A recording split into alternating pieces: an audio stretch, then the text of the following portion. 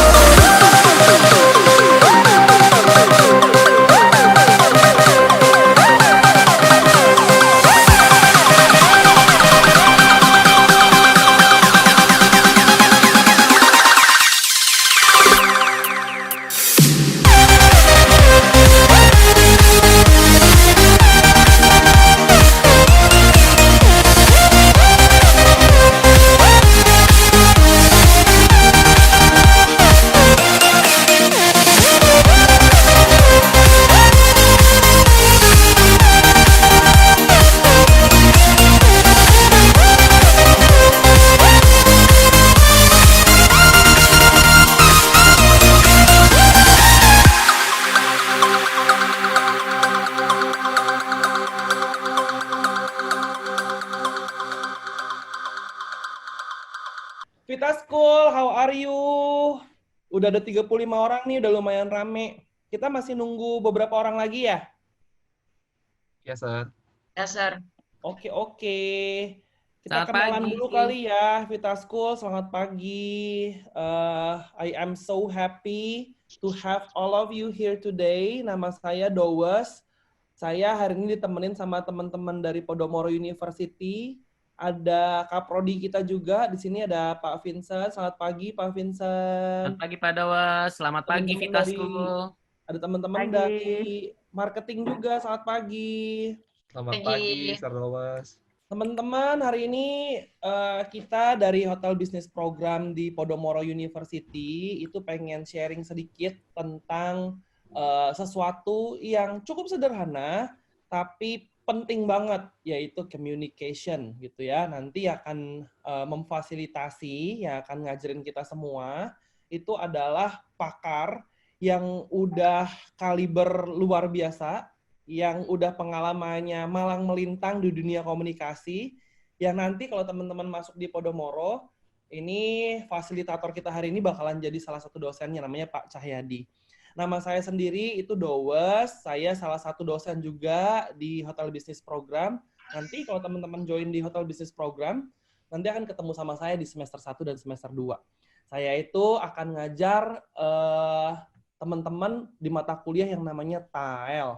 Mata kuliah TAEL itu singkatan dari Thinking and Acting Like Entrepreneurial Leader. Jadi teman-teman akan diajarin bagaimana sih cara supaya kita bisa punya mental seperti seorang wirausahawan. Nah, saya sendiri itu juga seorang wirausahawan selain saya ngajar. Jadi I walk the talk gitu. Jadi apa yang saya ajarin itu berdasarkan dari apa yang saya alami di bisnisnya saya gitu. Saya punya small medium enterprise di bidang laundry, itu bisnis keluarga gitu ya. Sehingga saya bisa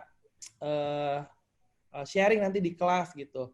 Nah, itu keunggulan dari Podomoro University gitu dibanding dengan kampus-kampus yang nawari program hospitality yang lain gitu. Jadi kalau di tempat lain mungkin kalau kita bicara masalah hospitality atau misalnya kita bicara masalah perhotelan itu selalu melulu tentang perhotelan. Kalau di Podomoro tuh enggak gitu. Sebenarnya goal kita itu ada 2 macam. Yang pertama, kita pengen membentuk teman-teman jadi praktisi yang handal gitu ya. Jadi begitu lulus langsung kece kerjanya. Kayak salah satu alumni kita namanya Juliana yang saya nggak nyangka banget baru lulus kemarin saya lihat di LinkedIn tiba-tiba udah jadi revenue manager di Ritz-Carlton. itu cluster lagi gitu ya. Sama yang lainnya adalah kita pengen teman-teman itu juga bisa punya jiwa kewirausahaan sehingga teman-teman bisa menciptakan lapangan kerja juga gitu. Walaupun teman-teman nantinya pilih untuk bekerjanya di kantor, jiwa kewirausahaan itu tuh penting banget untuk dipunyain gitu.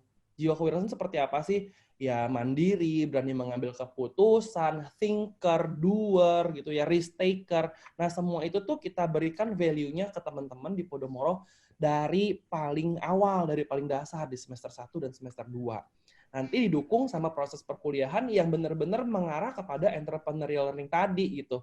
Jadi teman-teman itu cara belajarnya tuh nggak seperti kuliah pada umumnya. Di Podomoro, khusus di Hotel Business Program, cara belajarnya tuh teman-teman yang jadi center of learning gitu. Jadi bahkan kadang-kadang saya cuman datang ke kelas, saya cuman bakalan ngomong, oke, hari ini kita akan bahas tentang international business, misalnya kayak gitu ya. Nanti teman-teman yang akan lebih banyak berdiskusi. Melalui apa? Melalui multimedia yang disediakan oleh kampus. Nanti teman-teman bisa research sendiri. Dari situ kita akan tukar pikiran gitu. Nah, di Hotel Business Program di Podomoro, itu kita tuh selalu bilang bahwa ini adalah tempat yang paling aman untuk kalau teman-teman mau bikin salah-salah gitu. Jadi, kita tuh kerjaannya adalah jeburin student kita langsung ke lapangan.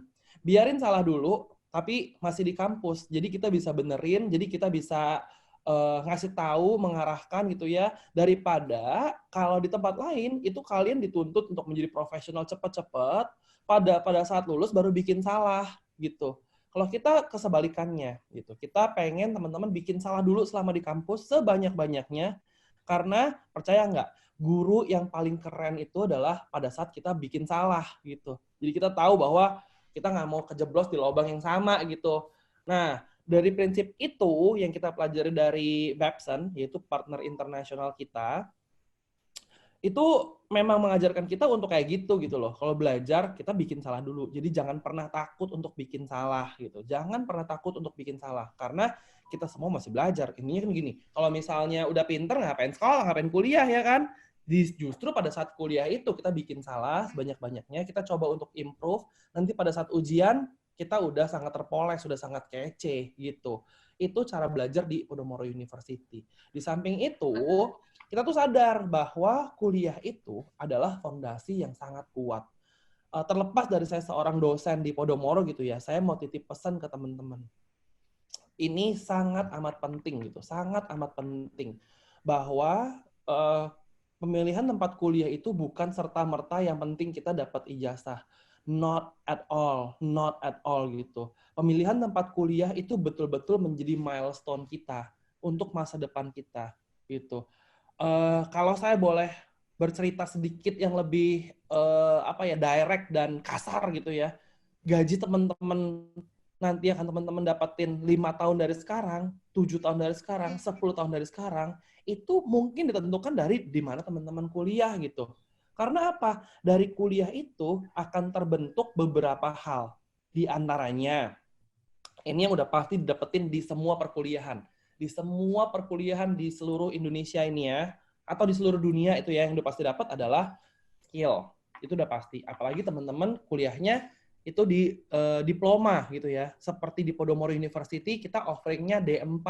D4 itu setara dengan S1, tapi lebih ke praktikal ya. Itu pasti akan skillnya terasah gitu. Karena apa? Karena orang-orang zaman sekarang itu udah mementingkan skill banget. Nggak perlu kamu ngebahas saya ulangan dapat 100 terus, saya ranking 1 di kelas, tapi kalau skillnya nggak ada, it's going to be zero, it's going to be nothing gitu ya. Jadi skill itu penting banget. Itu yang pasti akan dapetin kalau kalian kuliah di seluruh dunia. Ya. Kemudian yang kedua adalah knowledge. Ya, knowledge itu udah pasti. Karena kan kalau dosen ngajar sesuatu yang kalian nggak tahu, kayak kita hari ini mungkin kita akan dapat knowledge baru dari Pak Cahyadi gitu ya. Knowledge itu pasti akan dapetin. Nah, yang ketiga dan keempat, ini yang mungkin kalian nggak bisa dapetin di tempat lain. Apa? Attitude. Ya, yang ketiga adalah attitude. Attitude itu sangat menentukan sekali our future. How can we react towards a problem? How can we behave in daily basis? Itu benar-benar menentukan. Just to share you a story. couple of days ago, saya itu bicara sama beberapa alumninya Podomoro University. Kita membahas tentang coronavirus di lingkungan kerja mereka, gitu ya. Ternyata di salah satu hotel, itu ada yang nggak jadi dipromot dari pekerjaannya, hanya perkara masalah attitude, gitu. Jadi karena attitude-nya nggak bagus, songong, nyolot gitu ya, nggak jadi dia dipromot gitu ya. Bahkan ada yang dipecat gara-gara attitude. Gara-gara attitude. So attitude is really a key gitu loh. Tapi attitude semacam apa yang harus kita tanamkan? Nah, attitude yang kita ajarkan di Podomoro University adalah attitude yang acceptable in hospitality area. Ya, kenapa saya bilang di hospitality area? Kita bisa lihat teman-teman kita yang kerja di bidang hospitality, kerja di bidang hospitality itu artinya di bidang jasa, di bidang hotel, pariwisata gitu ya. Itu yang paling memiliki attitude yang baik gitu. Karena apa? They have to serve their guests kan, gitu. Pastinya attitude skill itu lebih diperlukan di hospitality dibandingkan di pabrik gitu. Di pabrik dia dealing sama production gitu ya, jadi nggak terlalu penting gitu. Sedangkan kalau di hotel itu penting banget. Sehingga value-value itu yang kita ajarkan selama kalian di kampus gitu. Tapi yang kita ajarkan itu beyond that gitu. Kita melihat ini secara global. Jadi gimana cara kalian bisa berperilaku sebagai millennials yang katanya nyeleneh, padahal mah enggak juga ya. Yang katanya nyeleneh, tapi bisa acceptable di environment internasional gitu. Jadi kita sebagai dosen, yang kadang-kadang mungkin udah bukan millennials gitu ya, kita juga akan sama-sama belajar untuk gimana cara adjusting your attitude. Sehingga tetap bisa punya gaya yang millennials, tapi tetap acceptable dan punya standar internasional. Gitu ya. Itu yang ketiga. Jadi pertama, skill, knowledge, attitude. Itu yang udah pasti dapat. Nah, yang keempat, ini yang kalian harus catat baik-baik karena ini super duper penting. Network. Network itu yang saya jamin kalian nggak akan bisa dapat di sembarangan kampus. Ya, network itu paling penting di antara semuanya. Paling penting di antara semuanya. Karena apa? Network itu opens a lot of doors. Ya, network itu yang kasih kita pelicin akses untuk bisa masuk ke banyak banget hal, ke banyak banget pintu gitu. Jadi, Podomoro University, khususnya di Hotel Business Program, kita tuh sadar banget bahwa hal itu tuh penting gitu loh. Kayak network itu tuh penting. Jadi anak kita begitu lulus itu nggak jadi anak yang cupu gitu loh. Sehingga selama kalian kuliah, kita tuh fokus untuk providing you with crazy networks. What is crazy networks? Orang-orang yang sulit banget untuk kalian temui di ranah hari-hari, itu kita akan coba datangin. Contoh gitu ya, when we talk about culinary arts, saya yakin di sini banyak yang pengen masuk culinary arts, yang pengen jadi chef. But then you have to be inspired kan. Kalau misalnya you inspired from someone yang biasa-biasa aja, how can you be a 5-star person? Impossible kan? Jadi yang kita datengin untuk ketemu sama kalian, untuk kenalan sama kalian, itu adalah chef-chef yang udah top notch, internationally top notch gitu. When we talk about chef, we talk about master chef of course. Itu salah satu yang paling populer. Tapi when we talk about master chef, kalau kita bicara masalah master chef Indonesia doang, ya elah student kita juga udah masuk master chef Indonesia gitu loh. You will be master chef Indonesia if you join us gitu. Itu udah bukan sesuatu yang keren lagi menurut saya. Itu sesuatu yang ya udah. But kita datengin Australian master chef. Juaranya MasterChef Australia. Supaya apa? Supaya you can get the inspiration from international chefs. Gitu ya. Kita tahun lalu dan 2 tahun yang lalu, kita tergabung di sebuah event namanya Good de France. Gitu ya. Itu adalah acara di mana kita celebrating culinary dari Prancis gitu ya. Kita datangin ke kampus, koki-koki atau chef bintang 5 yang mastering French cuisine ke kampus supaya bisa kenal sama kalian. Contohnya kayak gitu. Terus saya mau tanya deh, I'm not really aware. Saya pernah tinggal di Surabaya by the way 4 bulan, tapi saya udah nggak gitu updated. Di Surabaya udah ada Sing Futang belum ya? Manggut kalau ada, gini kalau nggak ada. Ada Singfuta nggak? Ada Udah ya? langsung utang belum teman-teman? Udah ada. Ada ya? Rame nggak? Ngantri nggak? Crazily ngantri nggak? Crazily ngantri ya. Nah, di kelas yang saya bimbing, itu saya pengen anak-anak itu belajar dari wirausaha yang keren gitu. Jadi bukan wirausaha yang jualan cuma di Instagram doang, yang syukur-syukur hari ini bisa jualan, kalau besok nggak bisa jualan, nangis-nangis gitu ya. Enggak, saya pengen mereka get the inspiration from the best gitu. Saya ngelihat, karena waktu itu baru buka nih di CP, Singfutang baru buka di Central Park, di area kampus kita gitu ya. Kok bisa ya ini bisnis yang minumannya kayaknya ya udah iya enak, cuman kayaknya nggak gitu lebay juga gitu ya. Kenapa bisa ramai banget, formulanya apa? So, ada salah satu student saya yang interested untuk belajar sama dia gitu ya. Saya cariin gimana caranya supaya dia bisa ketemu sama ownernya Singfutang. Right now, tuh anak udah pernah ketemu, punya interview eksklusif, dan didokumentasikan ke dalam sebuah video dan juga booklet hasil wawancara dia terhadap ownernya Singfutang gitu.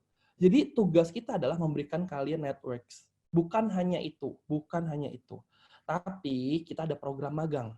Teman-teman mungkin udah pernah diceritain sama Kak April ya? Marketingnya Kak April ya? Ya. Nah, Ya, udah pernah diceritain bahwa kita ada program magang. Cuman magang di PU, di HBP, Hotel Business Program, itu nggak kaleng-kaleng ya. Magang kita 2 kali, dan 2 kali 2 kalinya itu, you have the opportunities to explore the world. By the world, literally I mean the world.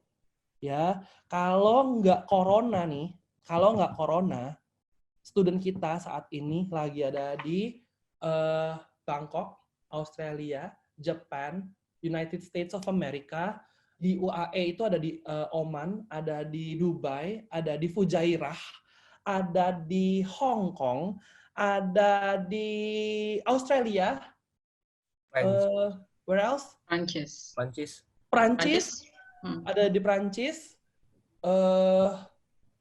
dan macam-macam kota yang ada di Indonesia gitu.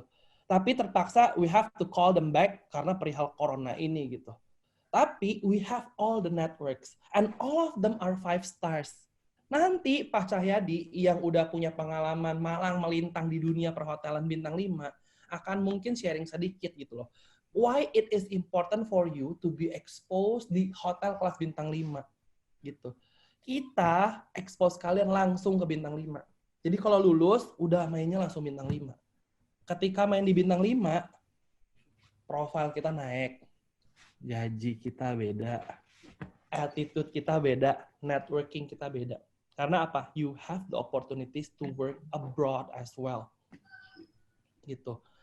Misi kita adalah bikin Indonesia jadi keren, bikin Indonesia jadi besar, tapi bukan hanya di Indonesia doang. You have to go outside and scream out loud about Indonesia.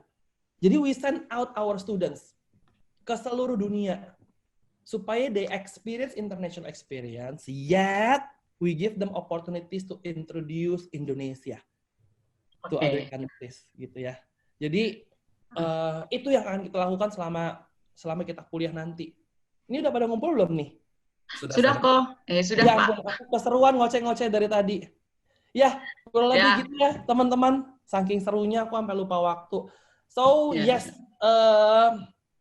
I will be very happy to talk further to you. Kalau misalnya kalian masih pengen explore tentang Hotel Business Program, saya memang bertugas di Hotel Business Program untuk membantu teman-teman supaya bisa lebih clear tentang program yang kita offer, gitu ya. Jadi kalau teman-teman masih mau nanya-nanya, ngobrol-ngobrol, please talk to me. Nanti tanya sama Kak April, my contact. You can WhatsApp me, you can call me, you can Zoom me, you can direct message me. Follow my Instagram. Don't forget, nanti kita bisa saling follow atau saling tag di dowes.rusli ya. For now, saya mau balikin ke Kak April untuk persiapan kalian supaya bisa belajar tentang communication. Alright? Oke, terima kasih banyak, Dowes. Bye-bye. Selamat pagi teman-teman dari Vitasko Surabaya. Ya apa kabarnya, Rek? Boleh dibuka dulu ya. Ya apa kabarnya? Ape. Bu Elisa, bagaimana kabarnya, Bu? Oh, sangat apik. Oh, sangat apik. Jadi Bapak Ibu semuanya, Mbak Elisa ini adalah guru pembimbing, gitu ya Bu, dari Vita School Surabaya untuk workshop kali ini, seperti itu. Oke, teman-teman, jadi kan tadi udah dijelasin banyak nih sama Sir Dawes, Podomoro University, sama Hotel Business Program terutama ya. Jadi Podomoro University ini salah satu universitas swasta di Jakarta, teman-teman. Jadi kalau misalnya teman-teman pengen kuliah di Jakarta, ada salah satu pilihan Podomoro University. Kita didirikan langsung dari salah satu grup properti terbesar di Indonesia ya, Agung Podomoro Group. Jadi seperti yang Sedawas tadi bilang, kalian bakal dapat banyak banget pelajaran. Salah satunya yang paling penting sekarang itu attitude sama networking. Dan bentar lagi kita akan ada persembahan ya dari Sir Cahyadi atau biasa dipanggil Kak Yadi. Beliau ini sudah praktisi atau expert di bidang public speaking dan juga trainer di financial industry. Untuk selengkapnya, ini ada Ko William. Halo Ko William. Halo Kak April. Ya, yang akan menjelaskan profil dari Kak Yadi atau Sir Cahyadi Pak. Silakan Ko William. Oke, thank you April. Pagi Bu Elisa, pagi teman-teman di Vita School, pagi juga Bapak Ibu dosen semuanya.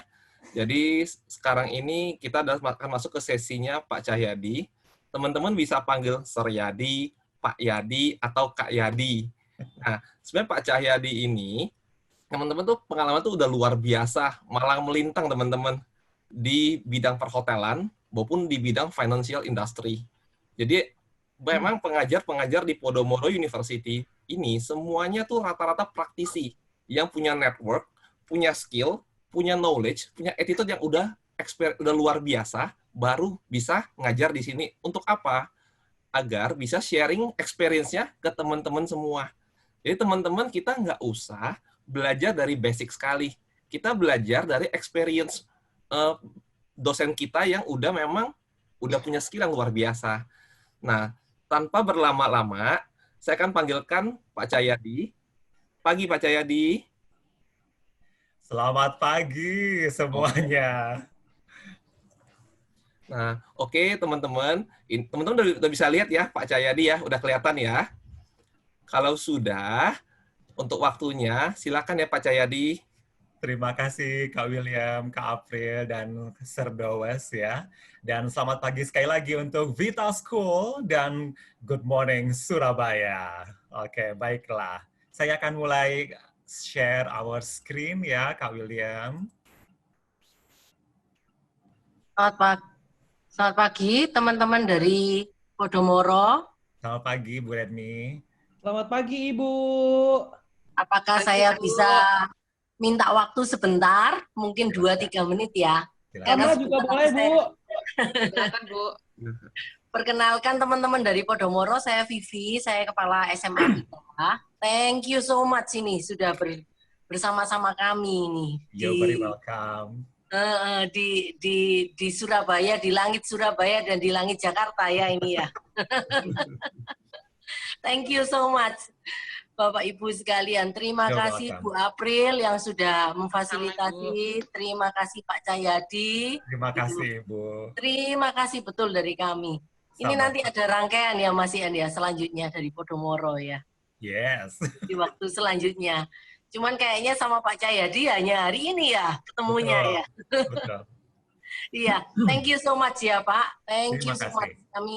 Kami di masa-masa yang seperti ini kami masih bisa diberi kesempatan untuk belajar dari sebuah universitas yang seperti tadi Pak Dawes katakan bahwa kelasnya itu kaliber bintang 5 ya. Gitu ya.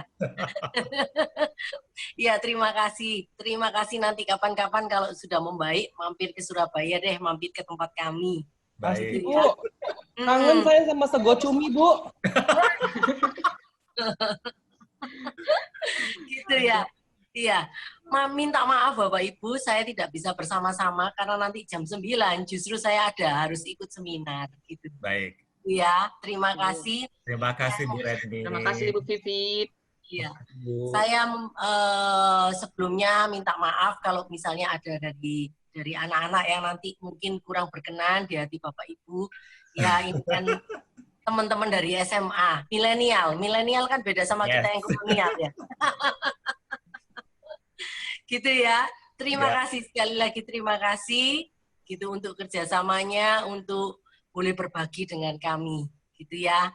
Bapak Ibu, minta maaf saya harus live karena jam 9 mulai di layar yang lain. Layar yang lain. Terima kasih, terima kasih ya. Selamat pagi Bapak Ibu. Ya, terima kasih. Wah, senang sekali ya, sambutannya luar biasa. Ibu Elisa juga, selamat pagi Bu Elisa. Baiklah, teman-teman semuanya, selamat pagi sekali lagi. I would like to welcome you on a very interesting session today, this morning, ya, Effective Persuasive Communication. Dipersembahkan khusus oleh Podomoro University, lebih tepatnya Faculty of Tourism Preneur, ya, untuk Hotel Business Program, gitu. Saya semalam sudah melihat profilnya Vita School. Dan saya semakin bersemangat hari ini karena apa yang akan saya sampaikan hari ini sangat relevan dengan misi dan visi dari sekolah kita semua ya. Sekolah sangat memahami bahwa masa-masa sekarang ini nih ya, teman-teman nih masa remaja nih ya, SMA. Wah, itu lagi seru-serunya. Ini adalah masa di mana kalian akan membuat banyak keputusan dan keputusan-keputusan itu sangat penting untuk masa depan teman-teman semua. Tadi Surdawas juga udah ceritain tuh tentang kenapa sih kuliah itu mesti di tempat yang keren gitu ya. Karena masa depan itu ditentukan dari sekarang gitu ya Surdawas ya dan Ibu Elisa. Jadi saya senang sekali bahwa Sekolah Vita punya misi dan visi yang sangat dekat dengan pendidikan dan sangat memahami kebutuhan teman-teman semua sebagai remaja dan generasi muda Indonesia ya. Nah, dalam tujuan kita hari ini, kita akan pastikan bahwa komunikasi persuasif itu akan membuat kita menjadi orang yang berkomunikasinya itu lebih sharp, lebih straightforward, and simple. Gitu, 3S ya. Sharp, straightforward, and simple. Nah, jadi agendanya nih kita ngapain aja pagi ini ya, yaitu apa sih persuasive communication gitu ya. Kemudian setelah itu kita akan bahas kenapa ya kita perlu belajar persuasive communication. Buat yang udah pernah, berarti ini akan menjadi semacam reminder, dan untuk yang belum pernah, ini akan menjadi sebuah pengetahuan yang baru. Setelah itu, kita akan ngomongin gimana caranya, atau seperti apa sih yang namanya persuasive communication. Ya, jadi kita akan fokus di 3 hal tersebut. Nah, sebelum kita mulai, kita berdoa dulu ya. Yang pertama, kita ingin mengucapkan puji syukur kepada Tuhan atas berkah dan kebaikan yang begitu banyak kita terima dalam hidup kita. Ya. Yang kedua, kita berdoa untuk kelancaran sesi kita pagi ini. Oke? Berdoa dimulai.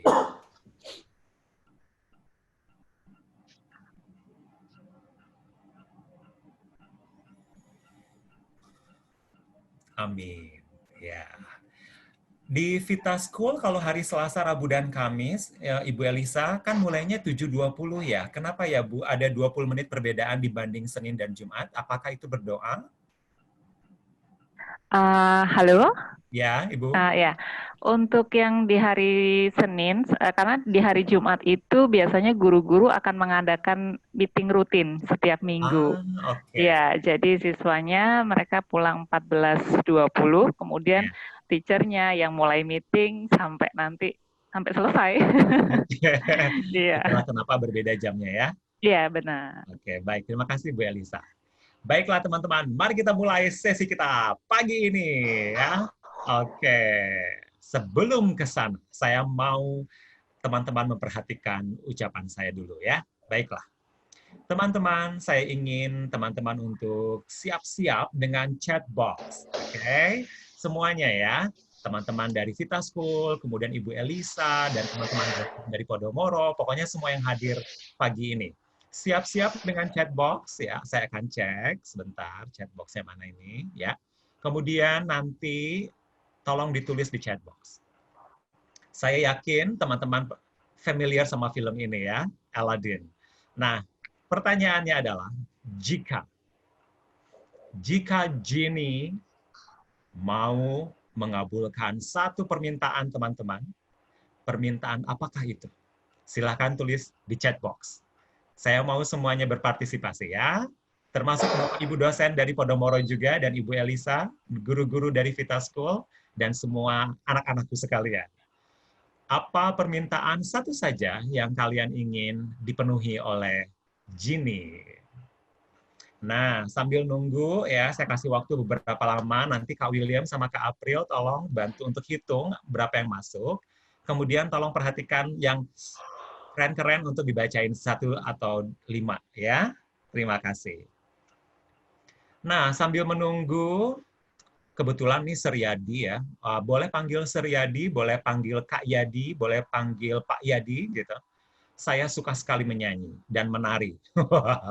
Jadi sambil nunggu pada masuk chat box, saya akan nyanyikan sebuah lagu ya. I can show you the world, shining, shimmering, splendid. Tell me, princess, no ended, you last let your heart decide.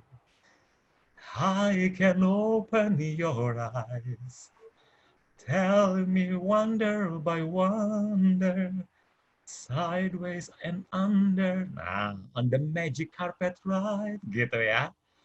Saya tidak selesaikan, karena kalau diselesaikan Anda perlu bayar. Ibu Elisa pasti pengen ikut nyanyi lagu Aladdin ya. Oke, Kak April dan Kak William udah selesai? Sudah ada 8, Sir. Baru 8? Iya. Oke, mari kita tunggu dulu. Ayo. What is that one wish you want the genie make come true? Nah, teman-teman diisi ya. Sambil dibacain boleh loh, Kak Will. Oke, jadi sudah ada beberapa jawaban. Boleh. Apa wishnya? Paling banyak ini berharap agar corona bisa selesai. Oke. Yang paling banyak. Ada juga yang wishnya minta liburan. Karena kemarin di rumah terus ya. Sekarang di rumah terus ya. Ada yang wishnya minta lagi 1000 permintaan baru. Wow, very smart. Ada yang wishnya minta selalu happy, sama minta dunia damai. Amin. Wishnya untuk amin semua. Dan kita akan minta Ginny untuk mengabulkan semua permintaan kita ya. Oke, baiklah. Jadi sekitar ada 10 ya, Kak William? Sekitar 10, betul. Oke, 10 berarti dari sekitar 40 orang ya? Iya, berarti sekitar 25%. Teman-teman, sebetulnya permainan tadi saya ingin tes ya. Apakah saya bisa nggak mempersuasi teman-teman untuk melakukan apa yang saya inginkan, gitu ya. Nah, sebagian dari kita kadang-kadang lebih suka ngomong langsung ya Bu Elisa ya. Jadi kalau suruh nulis tuh, ketawa Bu Elisa, suruh nulis tuh males dia. Di kelas lebih seneng, ngomong aja langsung. Nggak apa-apa, saya anggap yang 75% maunya ngomong langsung ya. Nah, jadi sebetulnya persuasif itu adalah bagaimana tentang mempengaruhi orang lain. Oke? Nah, mari kita lihat, kita lanjut dengan apa sih persuasive communication. Kalau kita lihat dari makna persuasive communication, kita tentu saja perlu lihat satu-satu per kata ya. Kalau efektif udah pasti artinya kan tepat gitu ya. Nah, sebelum ke sana, saya ingin mengatakan tadi bahwa Sir Dowas bilang saya public speaking dan sebagainya memang benar. Jadi dalam prinsip-prinsip public speaking ada yang namanya P atau purpose ya. Tujuan kita bicara tuh apa gitu. Nah, dari sekitar 12 tujuan bicara, salah satunya adalah memang persuade ya, mempengaruhi orang lain untuk melakukan sesuatu.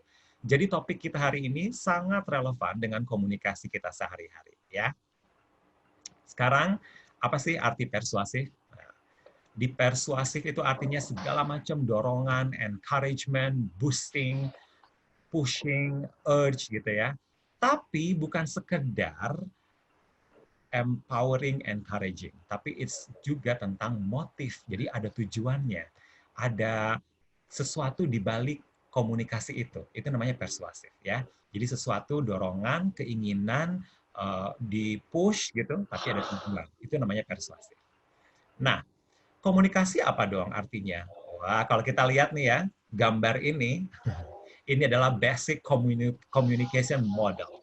Saya yakin ya, Bu Elisa dan anak-anak kita nih, teman-teman semua pasti familiar sama ini. Tapi sebelum ke situ, saya pengen dong salah satu dari teman-teman coba deh jelasin ke kita gambar ini. Ini gambar adalah tentang model komunikasi. Ayo, siapa yang mau? Tadi Serdowas udah bilang loh, di Podomoro itu ya, karena kita bekerja sama dengan partner dengan Babson dari Amerika, jadi cara kita belajar itu mahasiswa dilatih untuk tidak takut berbuat salah. Gitu ya. Nah, silakan. Ada yang mau menjelaskan? Mungkin Alicia, Alicia dari tadi tuh, wah ya, kelihatan mukanya responsif banget. Ditanya ada Sinfuta nggak di Surabaya? Ngangguk-ngangguk ya, Alicia. Terus ada juga tadi Dave ya, Dave juga ngangguk-ngangguk. Oke, mungkin Dave atau Alicia mau bicara, silakan di on speakernya. Kira-kira apa sih komunikasi itu? Hubungan timbal balik. Hukum timbal balik. Boleh dong tepuk tangan buat Dave. Oke, Dave, do you want to elaborate lebih? I think that's enough. Okay. Well, thank you so much, Dave. Ya, thank you so much. So, basically komunikasi seperti yang tadi Dave bilang adalah sebuah proses yang timbal balik. Ya, ada yang pengirim, ada yang menerima, gitu. Jadi pada saat kita berkomunikasi, kita punya initial meaning kita sendiri, ya, terhadap pesan yang kita sampaikan. Pada saat pesan disampaikan kepada yang menerima, maka yang menerima juga punya perceived meaning sendiri. Pada saat dia mengolah pesan tersebut dan akan memberikan balasan, maka balasan dia itu adalah balasan menurut initial meaning dia. Kemudian balasan diberikan kepada kita yang tadi pertama kali kirim pesan. Nah, pada saat kita menerima pesan tersebut, kita juga punya perceived meaning kita sendiri, gitu ya. Nah, itu adalah komunikasi. Melihat 4 ini nih ya, initial meaning dan perceived meaning saya, initial meaning dan perceived meaning orang lain, itulah yang menyebabkan banyak sekali terjadi miskomunikasi. Gitu. Jadi kita udah tahu persuasif apa, kita juga udah tahu kata Dave tadi komunikasi apa. Nah, jadi persuasif komunikasi itu apa ya? Nah, persuasif komunikasi adalah apapun komunikasi tadi tuh, pesan satu orang kepada orang lain, yang artinya bahwa pesan tersebut mampu mempengaruhi 3 hal. Ya. Teman-teman ada lihat 3 apel di situ. Jadi kalau kita mau berkomunikasi persuasif, artinya persuasif itu akan membuat orang yang kita pengaruhi ya melakukan sesuatu dan terpengaruh. Apa yang terpengaruh? 3 hal, yaitu thinking, behavior, and belief. Hebat ya. Persuasive communication mempengaruhi orang dari segi thinking-nya dia, behavior-nya dia, dan belief-nya dia. Itu yang dimaksud dengan persuasive communication. Oke, untuk yang topik 1, kalau dipahamin boleh tangannya ujung telunjuknya dinaikin ke atas. Iya, terima kasih. Dave, paham nggak, Dave? Iya, oke. Terima kasih ya. Kalau udah paham, kita maju yang topik yang kedua. Kenapa ya kita perlu mempelajari persuasive communication? Tentu kita pengen tahu ya kenapa dan pasti banyak manfaatnya. Nah, saya melakukan riset kepada grup WhatsApp ya di keluarga, kolega, dan sahabat-sahabat saya yang punya anak-anak SMA, SMP, dan kuliah gitu ya. Riset saya berikan kepada mereka, saya tanya, situasi dan kesempatan apa sih yang dibutuhkan oleh anak-anak kita untuk supaya mereka bisa persuasive communication gitu ya. Pertanyaannya kayak gitu. Jawaban muncul dari hasil survei sekitar 36 kesempatan dan situasi ya. Nah, saya bagikan kepada kita teman-teman semua 12 saja. Kenapa kita perlu mempelajari persuasive communication? Karena digunakan untuk 12 situasi ini gitu ya. Ini adalah 12 dari 36 situasi, berarti 33% ya. Oke, 3 pertama adalah teman-teman perlu punya persuasif pada saat ketemu mama dan papa bilang, mama, mom, dad, I want to study in UK. I want to go continue study in Jakarta, gitu ya. Atau mau apply beasiswa. Bisa juga ingin ikutan summer course di Amerika, ya. Ini program kayak 3 bulan, 4 bulan gitu. Nah, di 3 kesempatan ini, Ya, teman-teman perlu punya persuasive communication agar permintaan teman-teman dipenuhi, gitu ya. Saya punya salah satu sahabat saya di Malaysia, anaknya Felicia, dia ingin sekali sekolah kedokteran di Inggris. Jadi dari mulai kelas 1 SMA, dia udah bilang tuh sama bapak ibunya, karena perlu biaya kan ya. Nah, selain itu dia juga apply scholarship untuk ke university di Ireland, gitu. Namanya Royal College. Nah, di kelas 3 dia ikutan wawancara, bikin esai, dan sebagainya. Dan sekarang dia di Inggris, di Ireland, ya. Mulai kuliah tahun lalu, 2019, di Fakultas Kedokteran. Jadi, persuasive communication ini sangat dibutuhkan oleh kita semua. 3 benefit lainnya dari communication persuasif adalah pada saat teman-teman pengen ikutan ekskul. Nah, ini ekskulnya nggak ekskul yang biasa, tapi ekskul yang biayanya bisa jadi lebih dari biasanya. Misalnya pengen les piano gitu ya. Di Jakarta, di Mall Grand Indonesia, itu ada satu tempat les piano ya, yang punya Yamaha ya. Itu mahal sekali. Dan bahkan membuat para orang tua berpikir berkali-kali untuk mengiyakan permintaan anaknya. Karena salah satu anaknya teman saya ikutan ya, jadi saya tahu. Nah, untuk supaya mama papa kasih ekskul ini, nah teman-teman perlu meyakinkan mereka dan mempengaruhi mereka supaya mereka mau mengatakan ya, gitu ya. Atau sekarang lagi rame nih belajar dari rumah, aduh gimana dong, minta uang sama mama papa ditambahin gitu ya, karena perlu wifi dan kuota. Ibu Elisa gimana pada minta kuota anak-anak? Tadi pagi di Metro TV ya dibahas tentang ini nih, orang tua kelimpungan sekarang pada kuota karena anaknya ada 4, 1 SMA, 2 SMP, semua pakai wifi dan rebutan laptop katanya ya. Kemudian untuk teman-teman yang berorganisasi, ya Kak William dulu di OSIS nggak? Dulu ikut OSIS. Ih, luar biasa, sama dong kita ya. Nah, buat teman-teman, saya dan Kak William juga sama mengalami bahwa pada saat kita di OSIS, organisasi gitu ya, kita perlu banget yang namanya komunikasi persuasif supaya teman-teman kita mau mengikuti apa program-program kita gitu. 3 berikutnya adalah, wah ini udah mulai merambah ke pribadi nih ya, yaitu gimana caranya minta izin sama mama papa supaya bisa nginep di rumah temen gitu ya. Kalau ada yang nonton acara di televisi swasta tentang rumah barunya Prilly Latuconsina. Wah, rumahnya ya, ada karaoke, ada home theater, ada biliar, ada gym, kolam renang gitu ya. Kebayangkan kalau Prilly ngajak, yuk nginep di rumah aku gitu ya, malam minggu aku mau banget. Nah, gimana caranya dapetin izin dari mama dan papa gitu. Kemudian ada prom night, gimana caranya ya Dev ngajak ke prom night gitu. Ada 2 Felix ya, saya lihat tadi namanya. Kemudian gimana caranya kita minta izin sama mama papa gimana supaya kita boleh pulang terlambat karena ada sebuah kegiatan di sekolah yang keren banget dan hanya setahun sekali misalnya. 3 lainnya adalah juga yang dialami oleh beberapa orang yang dekat dengan saya, yaitu anak dari teman sahabat saya, yaitu minta anjing poodle. Dia usaha ya berbulan-bulan sampai akhirnya berhasil meyakinkan ayahnya untuk diberikan anjing poodle. Sebetulnya simpel sih, ayahnya cuma bilang bahwa, aduh Kaira, kamu itu ya kamar tidur aja berantakan, ngurus diri sendiri aja nggak bisa, sekarang pengen punya poodle. Nanti poodle-nya menderita, kata papanya gitu ya. Nah, saya ajarin tuh sama Kaira gimana caranya meyakinkan supaya papanya kasih izin ya. Nah, sekarang Kaira udah punya pets, 2 tahunan ya udah punya. Kemudian keponakan saya, kelas 3 SMP, laki-laki, dia pengen SMA-nya tuh SMA favorit. Tapi sayangnya karena ibunya, adik saya tuh ibunya ya, itu adalah bidan desa. Jadi mereka itu rumahnya agak masuk ke dalam kabupaten, sehingga untuk ke SMA favorit itu jaraknya sekitar 35 km.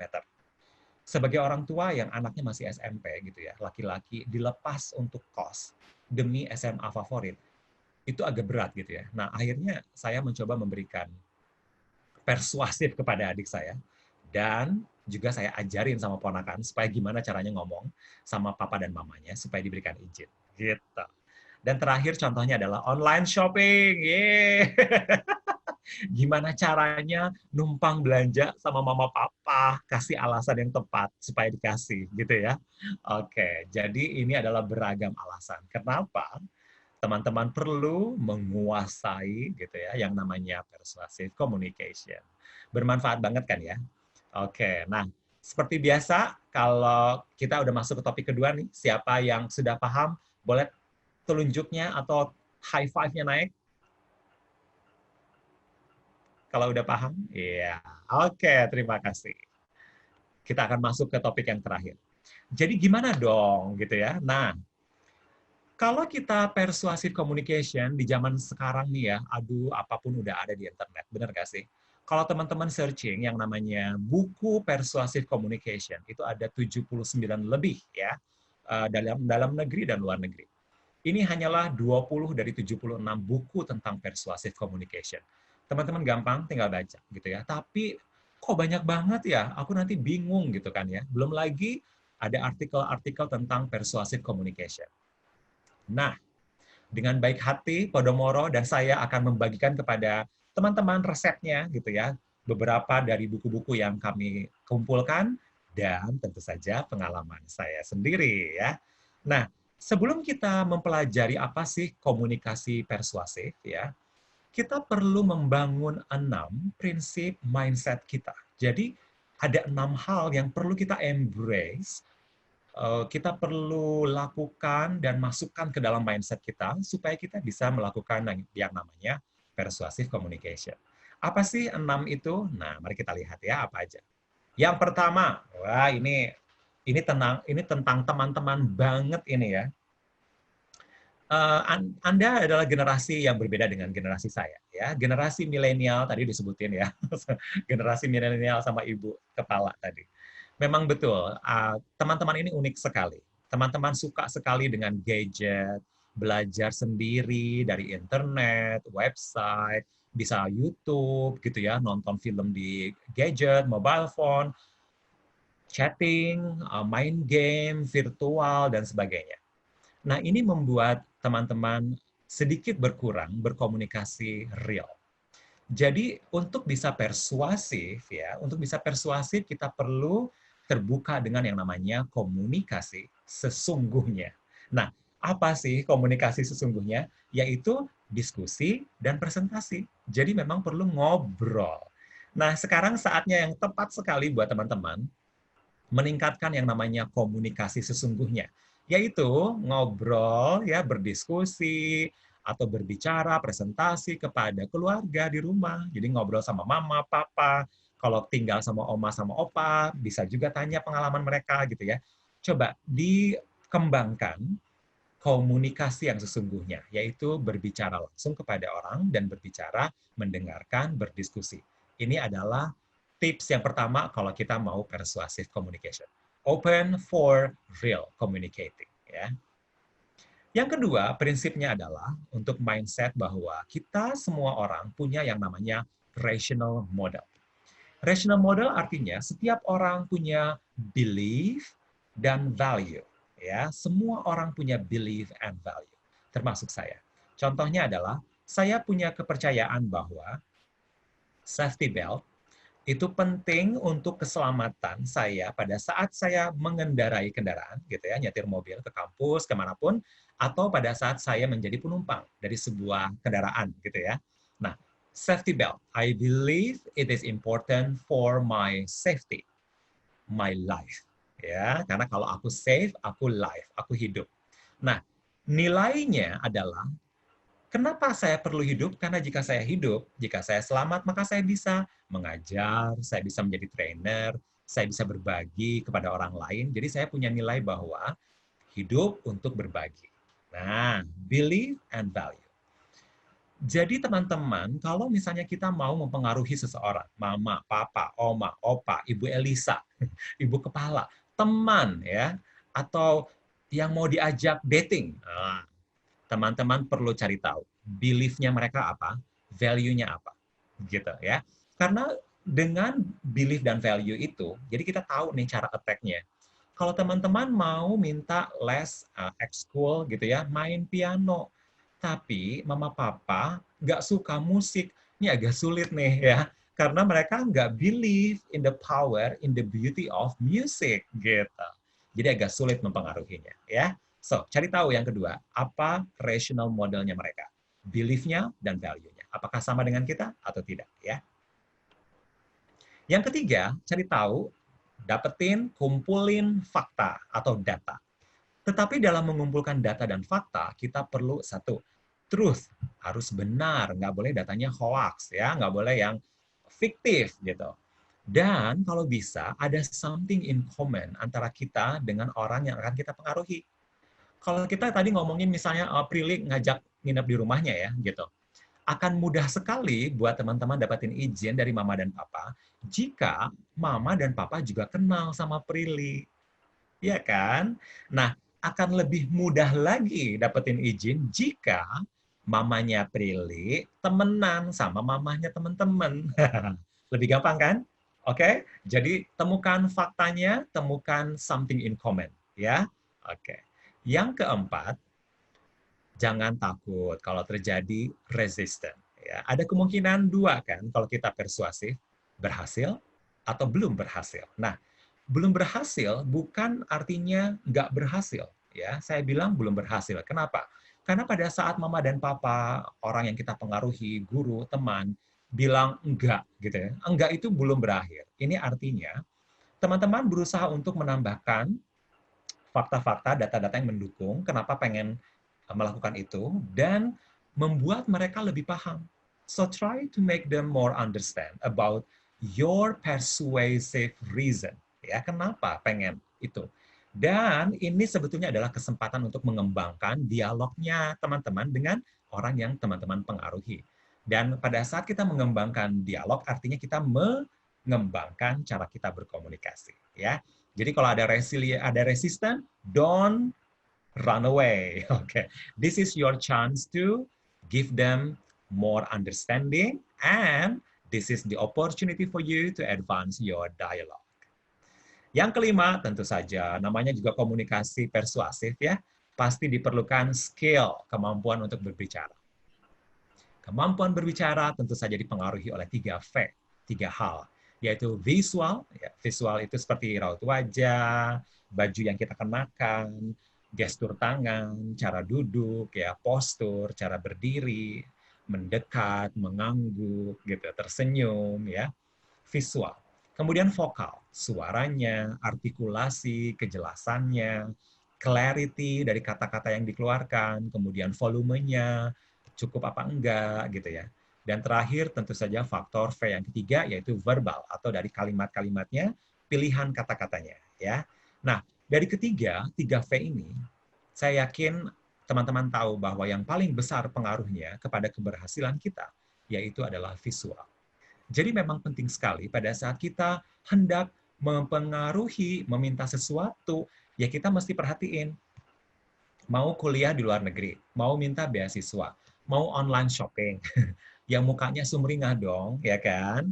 Terus jangan bangun tidur langsung minta, mandi dulu, ya, keramas dulu, di-blow dulu rambutnya, gitu. Yang rapi, yang cantik, yang ganteng, ya. Kemudian pada saat berbicara, tegap, serius, dan sebagainya. Ya. Kemudian perhatikan volumenya, vokalnya, dan verbalnya, kalimat-kalimatnya. Memang di sini dibilang bahwa verbal hanya 7% dampaknya. Tetapi ingat loh bahwa kita nggak bisa melakukan komunikasi skill yang baik tanpa si 7% ini. Benar nggak? Jadi pada akhirnya sih ketiganya memang punya kepentingan yang sama. Oke, jadi pay attention to those 3 element, the visual, the vocal, and the verbal. Ya. Terakhir, yaitu prinsip yang ke-6, kalau kita mau yang namanya belajar untuk persuasive communication adalah fail to plan, meaning plan to fail. Yaitu persiapan. Prepare, prepare, and prepare. Namanya juga kita mau mempengaruhi apa tadi? 3 hal kalau persuasif. Pikiran, thinking, perilaku, behavior, dan kepercayaan orang, belief. Kalau kita mau mempengaruhi thinking, behavior, and belief, Tentu saja, nggak bisa dadakan, nggak bisa sembarangan. Kita perlu prepare. Apa yang di-prepare tadi? Visual, vocal, verbal, fakta-faktanya, data-datanya, cari tahu, something in common, belajar untuk praktek dulu komunikasinya, gitu ya. Real communication. Nah, setelah 6 ini, baru kita bisa komunikasi persuasif, ya. Kugelman, Thelwall, dan Dawes di tahun 2009 mengeluarkan yang namanya model komponen apa saja kalau kita mau mempengaruhi orang, ya. Jadi ada 8 komponen. Komponen pertama tentu saja kita, yaitu the source, ya. Nah, pada saat kita mengirimkan pesan mau mempengaruhi, itu adalah source yang kedua. Dan source yang kedua ini bisa jadi kita ekspresikan, itu adalah komponen ketiga, dan interpretasi dari orang yang menerima pesan tadi. Itu juga adalah komponen yang ketiga.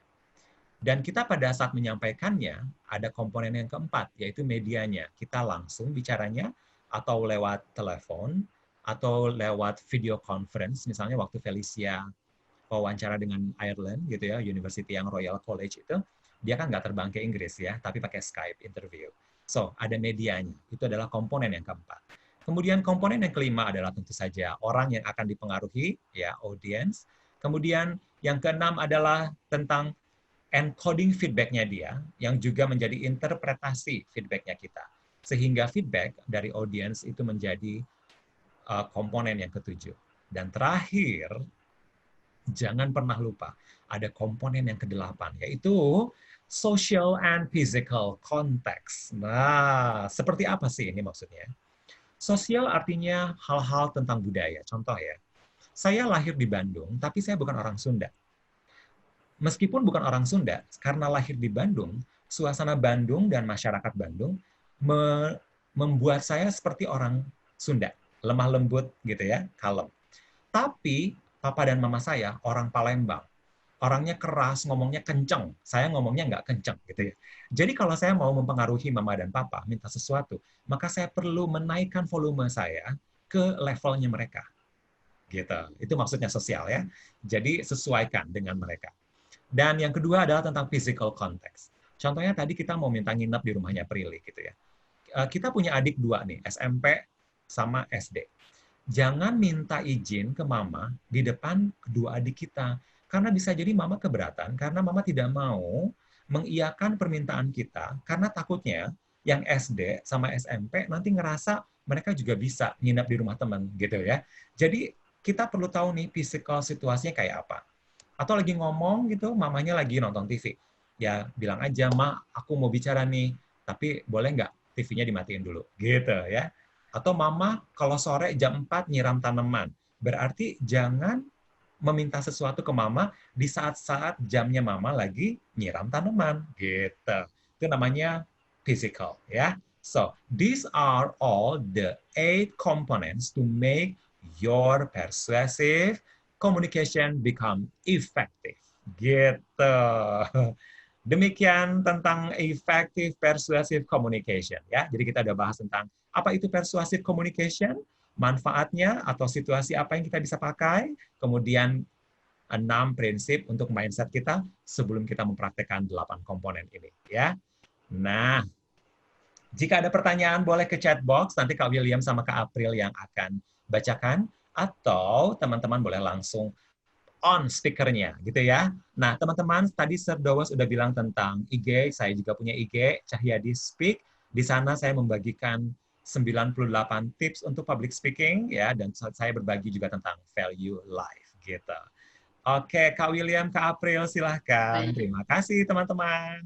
Thank you, Sir Cahyadi, sharing-nya. Sama-sama. Nah, dari Terima kasih, Sir. Sama-sama. Kita school, ada nggak teman-teman yang ingin menanyakan? Atau ada nggak yang pengen, yang kurang jelas, yang ingin dijelasin lebih detail oleh Sir Cahyadi? Itu bisa, teman-teman. Mumpung hari ini di sesi ini, teman-teman. Kalau misal teman-teman di luar sesi ini, bayarnya mahal loh Pak Cahyadi ya. Karena Pak Cahyadi ikutan workshopnya 2 hari, Kak William. Oh gitu. Iya. Oke. Silakan ada yang mau bertanya, mungkin Steve, Kevin, Santi. Ayo teman-teman silakan yang mau tanya. Ada Kalista, ada Natalia. Happy because I'm happy. Saptari boleh, ayo Beatrice. Surabaya kan biasanya nggak malu-malu ya. Oh. Ayo. Arek-arek Surabaya. Oke, Angelica boleh loh. Cukup jelas koser. Oke, terima kasih Steve. Kemudian tadi punya 1000 lampu ajaib. Ibu, ini Kakak Fajar kalau punya 1000 tolong ya, satu buat saya ya Kak. Oke, kalau gitu. Sir, saya mau nanya, Sir. Boleh. Kalau misalnya lagi kondisi sekarang, nggak boleh ketemu-ketemuan, tapi saya ada gebetan, pengen mengaplikasikan persuasive communication dengan gebetan. Ya. Oke, Sir. Kan tadi dibilang tuh ya, Kak Dowes, bahwa ada media, benar nggak? Dari 8 komponen persuasive communication ada media. Nah, medianya tuh bisa pakai Zoom, bisa pakai telepon, bisa pakai video conference, dan sebagainya. Tapi yang jelas bahwa teman-teman tetap perlu mempertimbangkan, ingat ya, yang 6 tadi, bahwa dilatih untuk bicara, kemudian pastikan bahwa gebetan tuh ya, Sir Dowes, gebetannya tuh punya belief sama value yang sama nggak? Karena kalau punya belief dan value yang sama, gampang masuknya tuh lebih mudah gitu ya. Cari something in common. Kemudian pastikan bahwa teman-teman mempersiapkan fakta dan data yang kalau dia nanya nih, kenapa mau ngajak gue keluar gitu ya. Nah, pastikan tuh alasannya tuh nggak yang karena gue enggak, tapi udah yakin faktanya, datanya udah siapin kenapa mau ngajak. Gitu. Kak Dowes, makasih. Gebetannya suka TikTok, kita juga bikin TikTok ya, Sir. Karena ternyata gebetannya itu belief and value-nya salah satunya adalah TikTok. Gitu ya. Santi ketawa-ketawa tuh. Oke, baik Kak William, silahkan. Oke, Sir Yadi, boleh nggak Sir? Tadi kan mungkin kita sempat sounding, Sir Yadi tuh praktisi, experience-nya apa aja. Boleh di-share sedikit nggak Sir? Buat Boleh. Baiklah, ini sengaja saya simpan di terakhir ya, supaya tidak di awal. Oke, saya Cahyadi Pakeh ya, Anda boleh panggil saya Yadi gitu. Mengawali karir sebagai perawat. Jadi saya adalah lulusan sekolah perawat di Sekolah Perawat di Bandung. Rumah Sakit Hasan Sadikin ya, rumah sakit paling sibuk di Bandung. Saya adalah perawat. Kemudian setelah itu saya berubah karirnya masuk sekolah perhotelan. Ya, yang mau ke Podomoro, kita akan sama nih, sekolah perhotelan. Oh ya, perawat tadi 3 tahun, kemudian hotelier saya 17 tahun, dan Sir Dowes sudah bilang tadi, maaf ya, kita hanya hotel bintang 5 ya, Sir. Jadi saya datang dari Hotel Four Seasons, Ritz-Carlton, Intercontinental, Hotel Mulia Bali, kemudian Empire Hotel di Brunei, Boulevard Hotel di Singapura, kemudian Shangri-La Jakarta yang terakhir ya. Mulai dari front office hingga terakhir sebagai Director of Training untuk Shangri-La. Jadi saya ke Shangri-La Surabaya sering loh ya, lihat. Kemudian setelah itu saya berubah karir lagi karena tertantang untuk pindah ke financial, insurance and banking. Di sana saya menjadi Vice President untuk Training and Development untuk sales ya. Dan karena saya ingin berbagi kepada generasi muda Indonesia, maka saya berganti karir lagi setelah 5 tahun menjadi dosen di Podomoro University. Nah, teman-teman, dari 4 perjalanan karir saya, 4 industri yang berbeda ini, satu benang merahnya, bahwa kemampuan kita persuasif ya, communication, itu sangat penting dalam karir kita. Selain yang tadi Sir Dowes bilang ya, tentang attitude, kemudian emotional quotient, ya, kecerdasan emosi, dan sebagainya. Terima kasih Kak William. Oke, nah teman-teman tadi udah dengar juga ya sharing experience dari Sir Yadi. Sir, mau nanya sedikit, Sir. Boleh. Selama 17 tahun di bidang perhotelan, boleh sharing nggak sih, Sir? Suka dukanya kerja di hotel tuh seperti apa sih? Biar teman-teman punya bayangan seperti apa nantinya. Bayangan ya. Teman-teman semua yang tertarik untuk ke hotelier, ya, Sir Dowes tuh punya loh sesi 1 jam khusus buat ngebahas tentang apa sih hotelier gitu. Yang saya nikmatin di hotel adalah saya selalu bertemu dengan orang. Meskipun saya aslinya introvert, ya, pemalu tuh dulu aslinya Kak William. Pemalu, tapi karena lingkungan hotel sangat welcome any kind of personality. Itu yang saya hargain sekali kerja di hotel. Hotel itu tempat yang sangat aman untuk beragam orang, diversity. Ya, saya tinggi badan cuma 167, ya, jadi front office. Padahal teman-teman saya 175 tingginya, ya, nggak apa-apa. Yang penting kita punya kepribadian yang ramah, mau menolong, gitu. Jadi hotel salah satu yang me-welcome, ya, sangat terbuka dan mendukung semua tipe orang dengan kepribadian beragam, fisik yang berbeda dan sebagainya.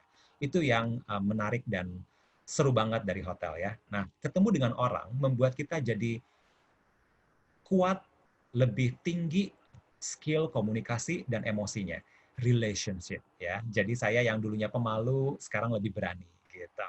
Nah, kalau duka, saya kalau ditanya ya, Kak William, apa sih dukanya kerja di hotel?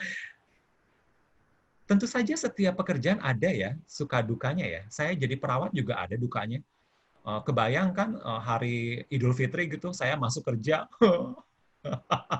Tapi tahu nggak sih teman-teman, satu hal yang saya alamin selama 17 tahun ya. When you love what you do, nothing can stop you. Ya, jadi pilihlah universitas, pilihlah fakultas, pilihlah pelajaran tempat yang disenengin oleh kita. Pada saat kita melakukan sesuatu yang kita senengin, semua tantangan kita hadapin. Gitu Kak William. Oke, thank you Sir Yadi. Sama-sama. When you love what you do, nothing will stop you, kata Sir Dowas. Aduh, ini ada penggemar saya dari Australia. Di itu. Makasih Kak Mike. Oke, baik. Teman-teman, ada satu atau dua pertanyaan lagi, teman-teman. Ibu Elisa mungkin mau bertanya.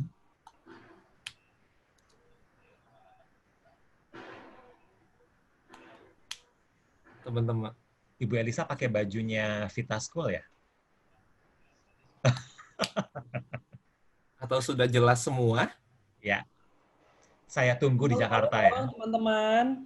Halo makhluk kecil. Teman-teman, kalau ada yang mau tanya ya. Ini harusnya ada beberapa yang OSIS nih. Nah, OSIS itu kan harus perlu nih skill untuk persuasive communication. Gimana kalau ngajuin program supaya sekolah bisa terima. Ayo, silahkan ini anak-anak OSIS. Siapa aja mana nih? suaranya? Mana suaranya? Langsung tanya ini anak-anak OSIS.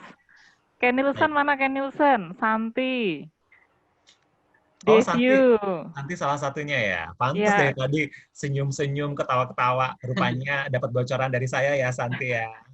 Ken Nielsen ketua OSIS nih, Ken Nielsen. Ayo, Ken. Oh, mana Ken? Coba aku lihat.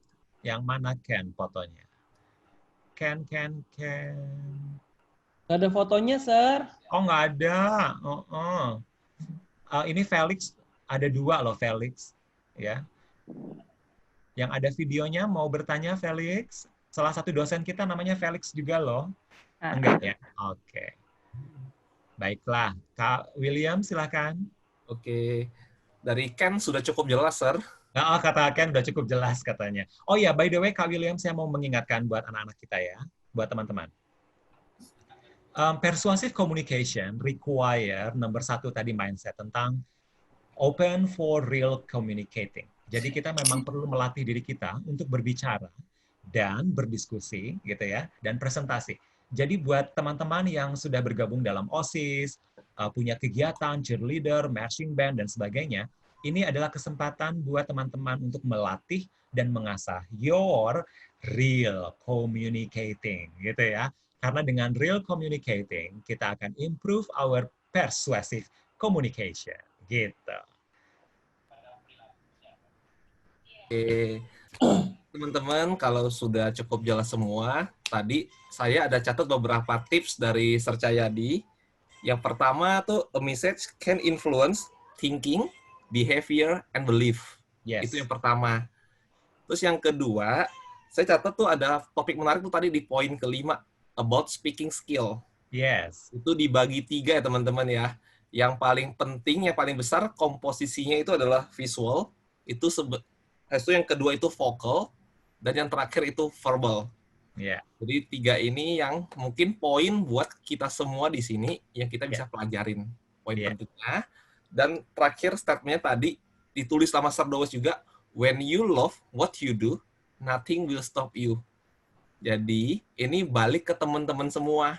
Teman-teman harus suka dengan apa yang teman-teman akan kuliah, teman-teman kerjakan saat ini. Nah, ini yang paling penting sih menurut saya. Betul. Thank you, Sir Yadi, untuk sharing-nya. Terima kasih. Thank you banget, Vita School and Surabaya.